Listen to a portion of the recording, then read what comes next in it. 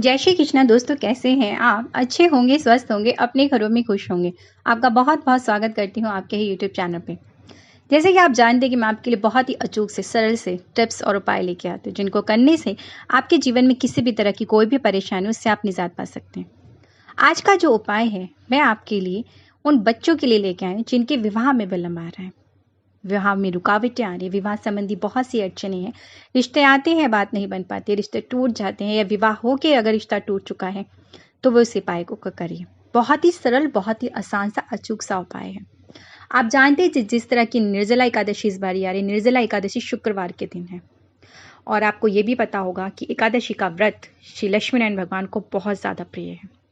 अगर इस व्रत को कोई सच्चे मन से अपनी मनोकामना के साथ इस व्रत को कर लेना एक बार, तो उसकी हर एक मनोकामना अवश्य पूर्ण होती है। तो इस दिन आपने एक बहुत ही छोटा सा सरल सा उपाय करना है, जिसको करने से अगर आपके जीवन में जो भी विवाह संबंधी अड़चनें आ रही वो दूर हो जाएगी। जैसे कि आपको पता है कि अगर गुरु किसी का नीच कोटि का होता है तो उसे बृहस्पतिवार, बृहस्पति देव को, बृहस्पति गुरु को मनाना होता है। तो इस बार एकादशी के दिन आप ये उपाय करके देखिए, और शुक्रवार के दिन है तो आप अगर ये उपाय करते हैं तो आपके विवाह संबंधी जो भी अड़चनें वो दूर होगी। इससे कि हम जिन भी बच्चों के विवाह में विलंब हो रहा होता है तो उनको हमेशा जोड़ी वाले भगवान की ही आराधना करनी चाहिए, अलग से सिंगल नहीं करनी चाहिए। जैसे कि खाली नारायण जी की कर ली, या खाली शिव जी की कर ली, या सिर्फ कृष्ण भगवान की कर ली, या राम जी की कर ली, नहीं, जोड़े के साथ जुगल जोड़ी की आपने पूजा आराधना करनी होती है। ये तो हमेशा आप याद रखिए। जिन बच्चों के विवाह में किसी भी तरह का विलंब है, जोड़ी के साथ कीजिए। शिव पार्वती की कीजिए, सीताराम जी की कीजिए, राधा कृष्ण जी की कीजिए, लक्ष्मी नारायण भगवान की कीजिए। इस तरह से अपने जुगल जोड़ी की आराधना करनी होती है। तो आपने निर्जला एकादशी वाले दिन यह उपाय करना है। जिन बच्चों के विवाह में विलंब आ रहे, किसी भी तरह की कोई भी देरी है या कोई भी अड़चन है, वो सारी दूर हो जाएगी। अगर बच्चे नहीं कर सकते हैं किसी कारणवश, तब माँ ये उपाय करें।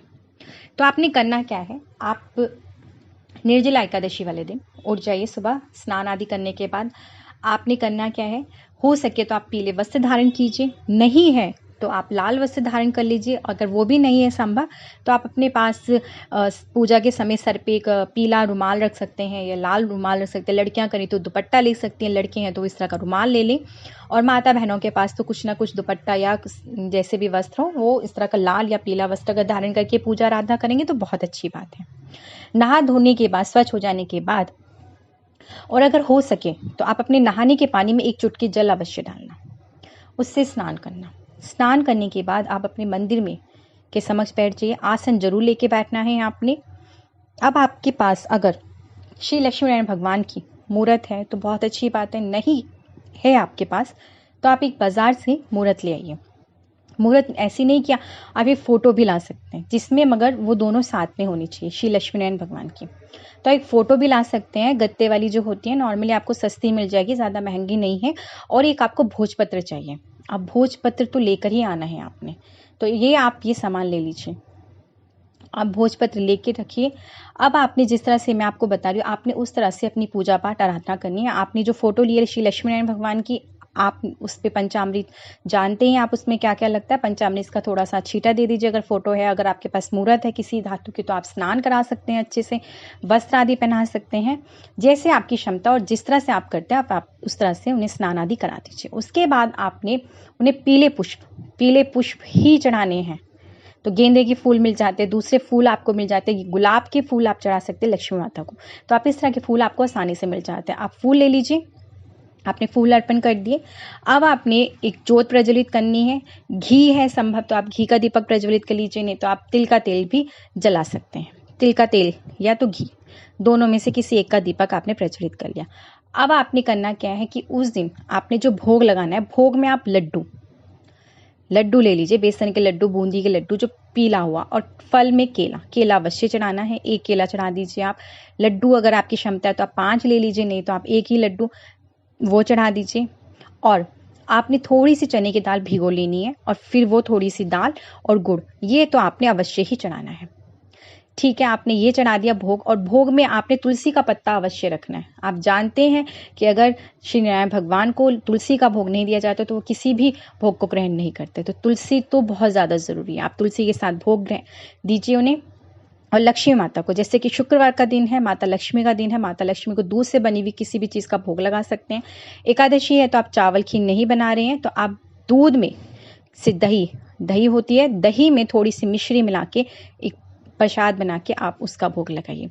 आप जानते हैं शुक्रवार, शुक्रदेव अगर आपके या शुक्र नीच कोटि का है तो आप दही का भोग लगाइए तो आपका जो शुक्र है वो उच्च कोटि का हो जाता है। तो ये देखिए कितने अच्छा योग है कि एकादशी भी है और शुक्रवार का दिन है और आप इस तरह से माता लक्ष्मी को इस दिन निर्जला एकादशी वाले दिन दही और मिश्री का भोग लगा रहे हैं तो बहुत ही अच्छी बात है। माता भी प्रसन्न होगी और आपका जो शुक्र अगर नीच कोटि का तो वो भी उच्च कोटि का हो जाएगा।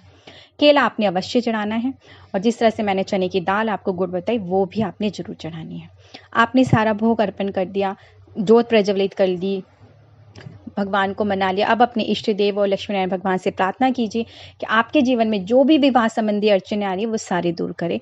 अगर आपके बच्चे के जीवन में किसी तरह की अड़चने आ रही है तो वो भी अवश्य दूर करे। और आपने करना क्या है, अब एक भोजपत्र जो मैंने आपको बताया, भोजपत्र पे आपने हल्दी लेनी है, जो पिसा हुआ पाउडर होता है हल्दी का, वो लेके आपने गंगा जल की सहायता से उसे पेस्ट बना लेना। अब आपने करना है कि एक मोर पंख लेना है, मोर पंख की सहायता से आपने उस भोजपत्र पे अपनी मनोकामनाएं, अपनी इच्छा जो भी आपकी है आपने वह सारी उस पर लिख देनी है। जो भी शादी विवाह में आपकी अड़चने आ रही हैं, जो भी बाधाएं आ रही हैं वो लिख देनी है कि आपकी मनोकामना पूर्ण हो। अब आपने उसे कलावा जो रोली का धागा होता है लाल रंग का, आपने उसकी सहायता से 7 बार लपेट देना है। गांठ मत लगाइएगा, सिर्फ लपेट के आपने श्री लक्ष्मी नारायण भगवान के चरणों में अर्पण कर देना है। उनसे प्रार्थना करनी है कि आपके विवाह संबंधी जो भी अड़चने वो दूर करें। अगर माँ करे तो माँ प्रार्थना कर सकती है कि आपके बच्चे के जीवन में जो भी अड़चने या परेशानी आ रही है उससे वो अवश्य दूर करें। उसके बाद आपने वहीं पे बैठे बैठे 108 बार अगर हो सकता है तो आप ओम नमो भगवते वासुदेवाय का जाप अवश्य कीजिए। आपने कर लिया। इसके बाद आपने क्या करना है कि इस दिन दान पुण्य किया जाता है, जैसे कि आप सभी जानते हैं। तो आप एक कलश, मिट्टी का कलश जैसे घड़ा होता है, आप घड़ा लेके आइए। ये आपने जरूर करना है। मानिए तो ये कार्य अवश्य ही करना है कि घड़ा लेके आना है, छोटा सा प्यारा सा अच्छा सा घड़ा लेके आइए। आपने उसे धो के साफ सुथरा करने के बाद उसमें जल भरना है। जल भर के ढक्कन वाला होता है घड़ा, तो आप घड़ा ढक्कन वाला ही लेंगे। उस ढक्कन के ऊपर आपने चावल थोड़े से रख के उस पर एक सुपारी रख देनी है और आपने ये ले जाके किसी भी मंदिर में आपने दान करके आना है। और दान करते समय आपने वहाँ के पंडित जी को, विद्वान को, जो भी आपकी क्षमता उसके अनुसार आपने दक्षिणा अवश्य देनी है। चाहे 11 रुपये है आप दे दीजिए, 21 रुपये है, जो भी आपकी क्षमता उसके अनुसार आपने दक्षिणा अवश्य देनी है और ये दान करके आना है। आप श्री लक्ष्मी नारायण मंदिर में चले जाइए या वहाँ उनके समक्ष रख दीजिए कि आपके बच्चे के विवाह में जो भी अड़चने आ रही है उस बाधाओं को वो दूर करे। इस तरह से आपने इस तरह कलश को दान करना ही करना है। दान कर दीजिए। उसके बाद आपने शाम के समय, जब सूर्य अस्त का समय होता है, जिस समय आप पूजा की आरती करते हैं शाम की, आपने उस समय आरती करनी है, पूजा पाठ करनी है और एक दीपक घी का आपने ज़रूर तुलसी माता के समक्ष जलाना है। शाम के समय अवश्य जलाएंगे।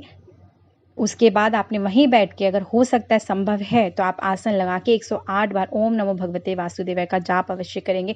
आपके बच्चे के जीवन की जो भी परेशानी है वो दूर होंगी। आपके घर में अगर नेगेटिविटी ज़्यादा है तो वो भी दूर होगी। अगर आर्थिक स्थिति बिगड़ रही है तो उसमें भी बहुत ज़्यादा बदलाव आएगा। आपके घर में सुख शांति सुकून का वातावरण बनेगा। ये बहुत ही छोटा, बहुत ही सरल सा उपाय है, इसे करके देखिए।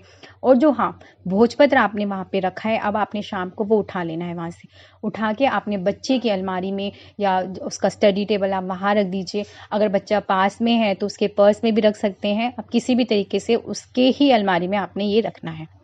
बहुत सरल छोटा सा उपाय है और ये तब तक रहने देना जब तक बच्चे का विवाह नहीं हो जाता। जब विवाह हो जाए तो आपने इसको लेकर बच्चे के सर से 7 बार वारना है, वार के बहते हुए पानी में छोड़ देना। आप देखिए, आप ये उपाय करके देखिए, 7 दिन में ही आपके बच्चे के लिए रिश्ता आएगा, बहुत अच्छा रिश्ता आएगा। अब मुझे आज्ञा दीजिए, मैं फिर आऊँगी इसी तरह के सरल और बहुत ही आसान से अचूक से उपाय के साथ। जय श्री कृष्ण दोस्तों।